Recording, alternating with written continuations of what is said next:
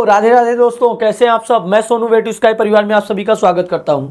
आशा होगा कि आप लोग मस्त होंगे, अच्छी तरीके से तैयारी कर रहे होंगे। और मैं आप सभी के लिए इसी बीच अति लघु उत्तरी के टॉप 30 क्वेश्चन लाया हूं जो आपके एग्जाम के लिए बहुत ज्यादा इंपॉर्टेंट होने वाले हैं। ठीक दोस्तों, और शानदार तरीके से आपको एकदम डिफाइन तरीके से डिफिनीशन बताया जाएगा। एकदम अच्छी तरीके से लगे रहिएगा दोस्तों, लास्ट तक वीडियो में बने रहिएगा, जरूर आपको समझ में आएगा और ये आपके परीक्षा के लिए बहुत ज्यादा महत्वपूर्ण होंगे। ठीक दोस्तों, और ये वीडियो आपको अगर अच्छी लगेगी तो प्लीज अपने दोस्तों तक शेयर कीजिएगा ताकि आपके दोस्त भी ये इस टॉप 30 क्वेश्चन का लाभ उठा सके। ठीक दोस्तों, और मैं बता दूं कि मेरे चैनल वे टू स्काई पर केमिस्ट्री, फिजिक्स एंड बायो का लगातार तैयारी कराया जा रहा है और आप उसमें प्रतिभागी होते रहें। ठीक दोस्तों, अगर मेरे चैनल पे आप नए हैं तो प्लीज सब्सक्राइब कीजिएगा, कमेंट कीजिएगा, एक लाइक कीजिएगा। ठीक दोस्तों, चलिए सेशन को स्टार्ट करते हैं। आइए दोस्तों देखते हैं, पहला क्वेश्चन दिया है, दूध से दही बनाने वाले जीवाणु का नाम लिखिए। ये जितने भी आपका क्वेश्चन अति लघुतरी टाइप्स का कराया जाएगा, 1 नंबर वाला बहुत ज्यादा इंपॉर्टेंट है। ठीक है दोस्तों, लास्ट तक वीडियो में बने रहिएगा। तो दूध से दही बनाने वाले जीवाणु का नाम पूछा है, तो फर्स्ट का आंसर होगा आपका, इसका पहला आंसर जो होगा लैक्टोबैसिलस। बैसिलस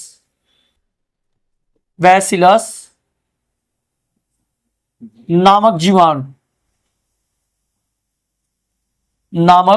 जीवाणु अर्थात कहने का मतलब जो लैक्टोबैसिलस नामक जीवाणु है वह दूध को किस में कन्वर्ट करता है, दही में बदलता है। ठीक है दोस्तों, अगला क्वेश्चन दिया कि भारत में हरित क्रांति के जनक का नाम लिखिए। भारत के हरित क्रांति का जनक किसे कहा जाता है, तो आपको बता दूं आंसर इसका दोस्तों, डॉक्टर एम एस स्वामीनाथन।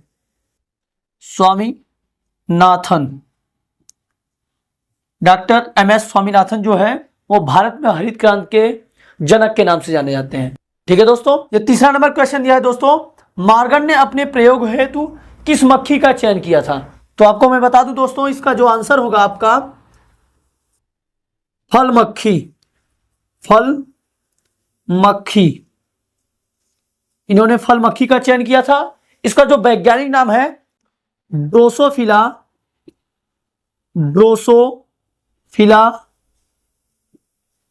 मेलेनोग्लेस्टर।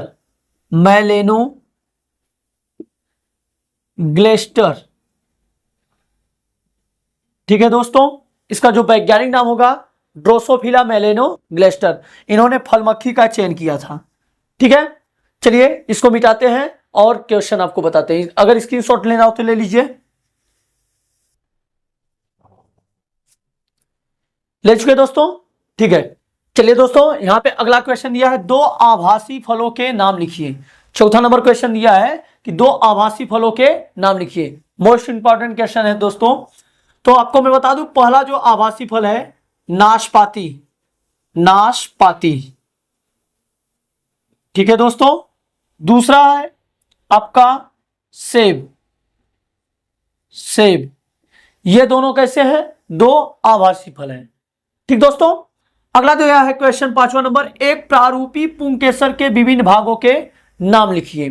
तो एक जो पूर्ण विकसित प्रारूपी होते हैं पुंकेसर, उसके भाग का नाम है, एक है आपका परागकोश,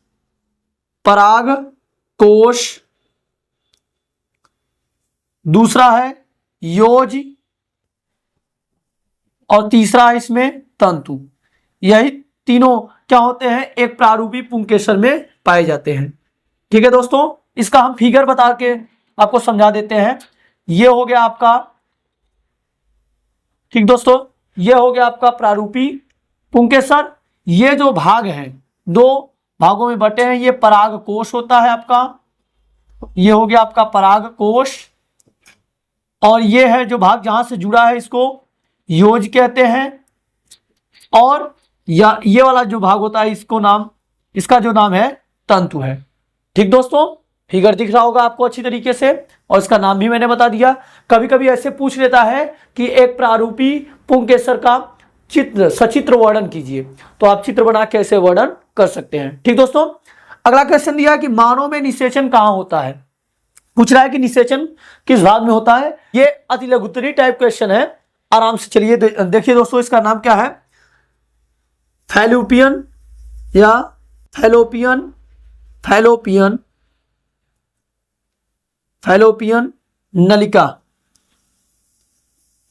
फैलोपियन नलिका जो होती है वहां पे निषेचन होता है। ठीक दोस्तों, चलिए इसको मिटाते हैं, स्क्रीनशॉट ले लीजिए। ले चुके दोस्तों।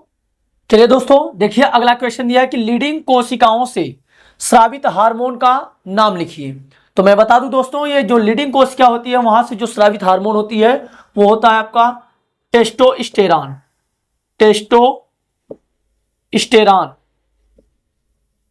टेस्टोस्टेरॉन ये हार्मोन जो होती है लीडिंग कोशिका से क्या होती है, स्रावित होती है, निकलती है। ठीक दोस्तों, अगला क्वेश्चन दिया कि वृषण के 2 कार्य लिखिए। तो वृषण के 2 कार्य, पहला कार्य क्या होता है, शुक्राणुओं का निर्माण, शुक्राणुओं का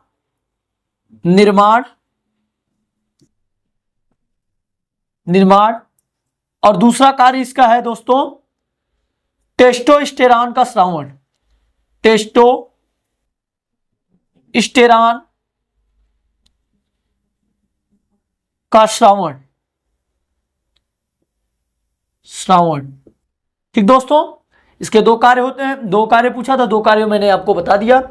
ठीक, अगला दिया है अंडोत्सर्ग किसे कहते हैं। तो मैं बता दूं आपको, इसका आंसर जो होने वाला है, इसका आंसर दोस्तों अंडाशय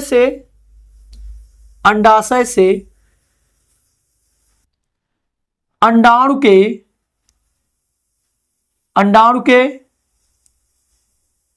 मुक्त होने की क्रिया को अंडोत्सर्ग कहते हैं। अंडोत्सर्ग कहते हैं। ठीक दोस्तों, जो पूछा था आपसे अंडोत्सर्ग किसे कहते हैं, तो बता देंगे आप क्या, अंडाशय से अंडाणु के मुक्त होने की क्रिया को क्या कहा जाता है, अंडोत्सर्ग कहा जाता है। ठीक, ये सब मोस्ट टॉप क्वेश्चन है दोस्तों, ये पेपर में आपका जरूर से जरूर पूछा जाएगा। चलिए स्क्रीनशॉट लेना ले लीजिए। ले चुके दोस्तों। अगला क्वेश्चन ये आपका परिवार नियोजन की स्थायी विधियां क्या हैं। तो मैं आपको बता दूं, जो परिवार नियोजन की स्थायी विधि होती है दोस्तों, एक होता है महिला नसबंदी और एक होता है पुरुष नसबंदी। ठीक दोस्तों, उसी को स्थायी विधि कहा जाता है। तो उसके नाम बताना है आपको। तो पहला हो गया आपका, जो पुरुषों में होता है उसको वैसेक्टोमी कहते हैं। वैसेक्टोमी, इसको बोलते हैं नसबंदी।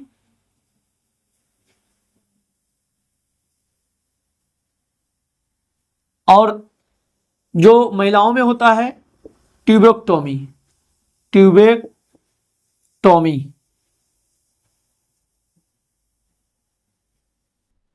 नलबंदी। ठीक दोस्तों, ये 2 स्थायी विधियां हैं। ठीक, अगला क्वेश्चन दिया आपका, आनुवंशिकता की इकाई क्या है। तो मैं आपको बता दूं, जो जीन है उसको आनुवंशिकता की क्या कहा जाता है, इकाई कहा जाता है दोस्तों। और मैं आपको इसमें बता दूं, इसी में कि जो जीन है, इस जीन शब्द का प्रयोग जोहानसन ने किया था। जोहानसन ने किया था। जीन शब्द का प्रयोग जोहानसन नामक वैज्ञानिक ने किया था। ठीक दोस्तों, इसी को आनुवंशिकता की इकाई कहा जाता है। ठीक, अगला क्वेश्चन दिया कि मानव में किसी एक लिंग संलग्न अप्रभावी विकार का नाम लिखिए। तो मैं आपको 1 या 2 बता दे रहा हूं। एक है आपका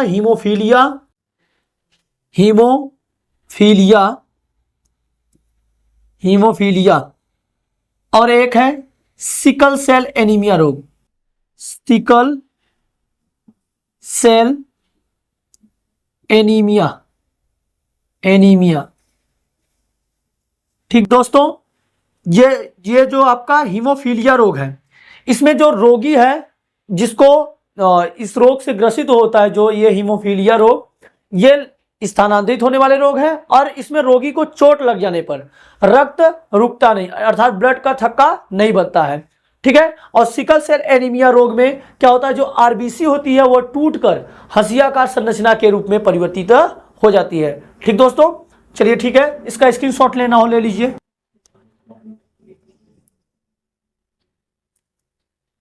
ले चुके दोस्तों, ठीक है। चलिए दोस्तों, अगला क्वेश्चन दिया है यहाँ पे 13 नंबर, वंशागत का क्रोमोसोमवाद किसने दिया। ठीक है, तो मैं बता दूं आपको, इसका जो आंसर होने वाला है वो है आपका सटन और एक वैज्ञानिक थे इनके साथ बोवेरी। इन दोनों ने मिलकर क्या किया, वंशागत का क्रोमोसोमवाद दिया था, और वह भी 1902 ईस्वी में, 1902 ईस्वी में सटन और बोवेरी ने क्या किया, वंशागत का क्रोमोसोमवाद दिया था। ठीक दोस्तों, चलिए अगला क्वेश्चन दिया आपका, डीएनए के किन्हीं दो क्षार के नाम लिखिए। तो पहला क्षार है आपका थायमीन और दूसरा है साइटोसिन।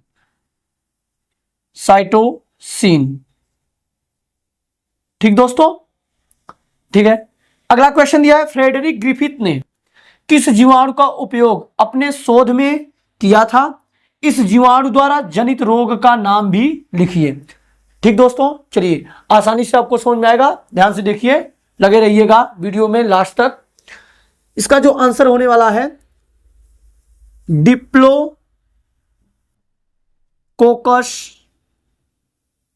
Diplococcus pneumoniae. इन्होंने जो अपना उपयोग किया था शोध में वो डिप्लोकोकस न्यूमोनी था, और इसके रोग जनित रोग का नाम पूछा है, तो इससे जो जनित रोग है वो होता है न्यूमोनिया नामक रोग होता है। ठीक दोस्तों, चलिए अच्छा स्क्रीनशॉट ले लीजिए। ले चुके दोस्तों, अगला क्वेश्चन दिया यहाँ पे, टाइफाइड बुखार किस जीव से उत्पन्न होता है। ठीक है, चलिए मैं इसका आंसर आपको बताता हूं। जो टाइफाइड रोग होता है वह साल्मोनेला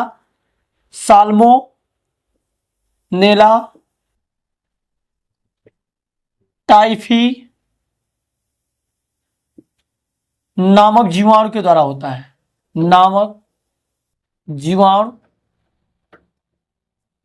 द्वारा उत्पन्न होता है। ठीक है दोस्तों, जो टाइफाइड रोग होता है वह साल्मोनेला टाइफी नामक जीवाणु से उत्पन्न होता है।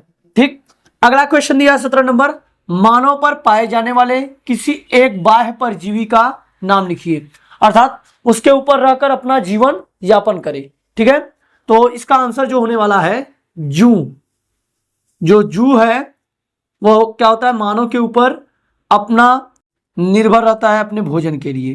ठीक है दोस्तों, ये जो जू होता है वह मानव पर एक परजीवी के रूप में पाया जाता है। अगला क्वेश्चन दिया कि परजीवियों द्वारा उत्पन्न किन्हीं दो रोगों के नाम लिखिए। तो पहला रोग है एस्केरिएसिस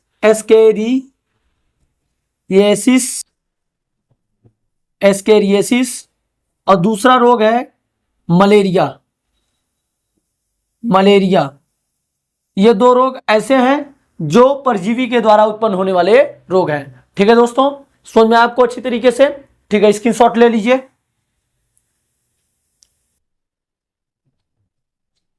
ले चुके दोस्तों, चलिए अगला क्वेश्चन बताते हैं। चलिए दोस्तों, अगला क्वेश्चन दिया है यहाँ पे, सिरका उत्पादन में किन जीवाणुओं का उपयोग होता है।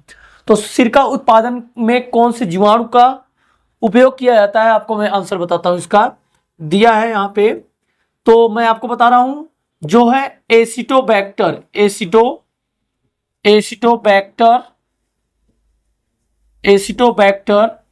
नामक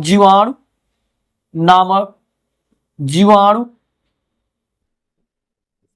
का उपयोग सिरका उत्पादन में किया जाता है, अर्थात सिरका बनाने के लिए एसिटोबैक्टर नामक जीवाणु का उपयोग किया जाता है। ठीक दोस्तों, अगला क्वेश्चन दिया है कि बीओडी संकेताक्षर का पूर्ण रूप लिखिए, अर्थात इसका पूरा नाम पूछा है। तो बी का मतलब होता है बायोकेमिकल ऑक्सीजन, डी का मतलब होता है डिमांड। ठीक दोस्तों, बायोकेमिकल ऑक्सीजन डिमांड। ठीक है, अगला क्वेश्चन दिया कि डीएनए का रासायनिक चाकू किसे कहते हैं, अर्थात डीएनए का रासायनिक चाकू किसे कहा जाता है। तो इसका आंसर है आपका एंडो न्यूक्लियस। एंडोन्यूक्लियस को डीएनए का रासायनिक चाकू कहा जाता है। और मैं इसी में आपको बता दूं कि जो डीएनए है उसका पूरा नाम होता है डीऑक्सीराइबोन्यूक्लिक एसिड। यहां पे लिख दे रहा हूं, जो डीएनए है इसका पूरा नाम है deoxy ribo nucleic acid.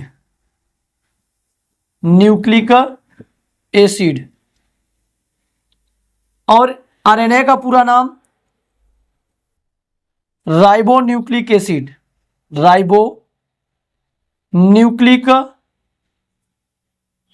Acid होता है।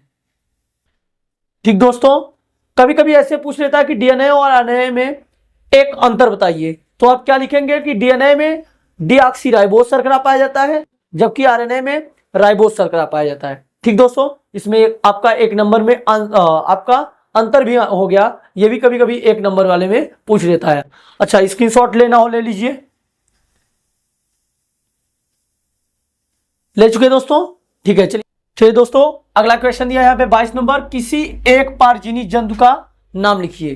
ठीक है दोस्तों, ऐसा क्वेश्चन आपके पेपर में जरूर पूछता है। तो पारजीवी जंतु का नाम पूछा है, तो किसी एक पारजीवी जंतु का नाम हो गया आपका डॉली। ये भेड़ है,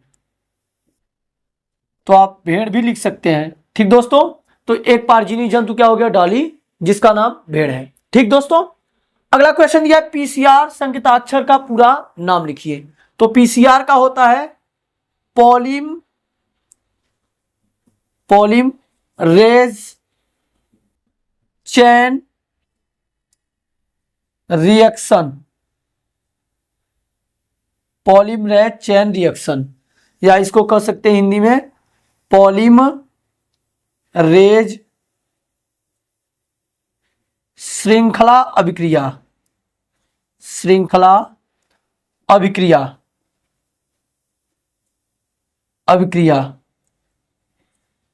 ठीक दोस्तों, इसका पूरा नाम पूछा था। ये मोस्ट इंपॉर्टेंट क्वेश्चन है, ये पेपर में आ सकता है आपका। पीसीआर का पूरा नाम या पीसीआर संकेताक्षर का पूरा रूप लिखिए। ठीक है दोस्तों, अगला 24 नंबर क्वेश्चन दिया कि गोल्डन राइस में मुख्य रूप से किस विटामिन की प्रचुरता होती है, अर्थात इसमें प्रचुर मात्रा में पाई जाने वाली विटामिन का नाम। तो आपको मैं बता दूं, जो विटामिन ए होता है वह गोल्डन राइस में सबसे अधिक प्रचुर मात्रा में पाया जाता है। कौन सा, विटामिन ए। ठीक दोस्तों, समझ में आया आपको, स्क्रीनशॉट ले लीजिए।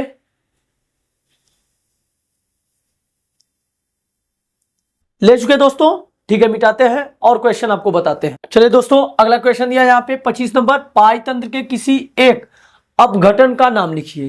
तो मैं एक क्या दो आपको बता देता हूं। एक है आपका कवक और दूसरा है कवक तथा जीवाणु। ठीक दोस्तों, इसका जो आंसर होगा आपका कवक और जीवाणु जो है वो पाई तंत्र के अपघटन होते हैं। ठीक है दोस्तों, अगला क्वेश्चन दिया कि एक पोषण स्तर से दूसरे पोषण स्तर पर कितने प्रतिशत ऊर्जा प्रवाहित होती है। तो मैं इसका आंसर बता दूं आपको, इसका जो आंसर होने वाला है 10%। अर्थात कहने का मतलब कि ये जो पोषी स्तर जैसे जैसे आगे बढ़ता चला जाता है वैसे वैसे ये क्या होते हैं, 10% क्या होते हैं, घटते चले जाते हैं। ठीक, तो इस कारण इसका जो आंसर होगा आपका 10%। ठीक है, और ये 10% के नियम से भी जाना जाता है। ठीक है दोस्तों, अगला क्वेश्चन दिया आपका 27 नंबर, उत्तर प्रदेश के राज्य पक्षी का नाम बताइए। तो इसका जो राइट आंसर है सारस। सारस को उत्तर प्रदेश का राज्य पक्षी कहा जाता है। ठीक दोस्तों, चलिए स्क्रीनशॉट लेना हो ले लीजिए। ले चुके दोस्तों, ठीक है। चलिए दोस्तों, अगला क्वेश्चन देखते हैं। 28 नंबर दिया है कि नर युग्मकोद्भिद का विकास पुष्प के किस अंग में होता है। तो इसका आंसर होगा परागकण, परागकण में जो नर युग्मकोद्भिक होता है उसका पुष्प विकास जो होता है वह पुष्प के किसमें, परागकण में होता है। ठीक दोस्तों, दिया है अगला क्वेश्चन 29 नंबर, उन कोशिकाओं का नाम लिखिए जो विकसित हो रहे शुक्राणुओं को पोषण प्रदान करती है। तो इसका आंसर होगा आपका सार्टोली कोशिका। सार्टोली कोशिका, जो सार्टोली कोशिका है वह शुक्राणुओं को क्या करता है, पोषण प्रदान करती है। ठीक दोस्तों, अगला क्वेश्चन दिया आपका, उल्बभेदन जांच किसे कहते हैं। भ्रूण के लिंग परीक्षण को उल्बवेधन कहते हैं। ठीक दोस्तों, ये जो मां के गर्भ में पल रहे बच्चे हैं उसके भ्रूण के लिंग का पता लगाने के लिए उल्बवेधन कराया जाता है। उससे पता चल जाता है कि मां के गर्भ में जो पल रहा बच्चा होता है वह लड़का है या लड़की, इसके द्वारा पता लगाया जा सकता है। लेकिन यह क्या होता है कि यह कानूनन जुर्म है। इसको कराने से अगर मां को पहले से पता चल जाता है कि मां के गर्भ में जो पल रहा बच्चा है वो लड़की है, हटा देते हैं, तो ये क्या होता है, एक तरह से मादा भ्रूण हत्या के अंतर्गत आएगा। ठीक दोस्तों, तो आपको सेशन कैसा लगा मुझे कमेंट बॉक्स में बताइएगा और अपना ध्यान रखिए और एग्जाम की अच्छी तरीके से तैयारी करते रहिए और ऐसे अच्छे अच्छे वीडियो हम आपके लिए लाते रहेंगे और लगातार मेरे चैनल से जुड़े रहिए। बाय एंड टेक केयर, अपना ध्यान रखिए।